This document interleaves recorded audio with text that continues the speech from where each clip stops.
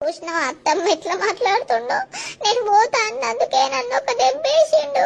ఆగాగు, నువ్వు ఏడవకాగు. ఏడవకే కాదే, ఆడు పొద్దుగాల ఆగమాగం మీద ఉంటాడు, పనికోవాలని ఉంటాడు.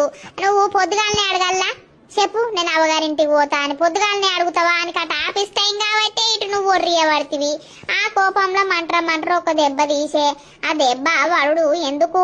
మొగోని చేతు బండ తీరుంటది, ఆ దెబ్బలు పడద్దు, తర్వాత దెబ్బలు లెత్తాయి. రాత్రి వచ్చినాక మెల్లగా బుదరకిచ్చి అడగవా? అడుగుతున్నా అత్తమ్మ, మొన్నట్టుండి అడుగుతున్నా. అడిగితే పో అంటలేడు. 2-3 రోజులు ఆగు అని అంటాడు.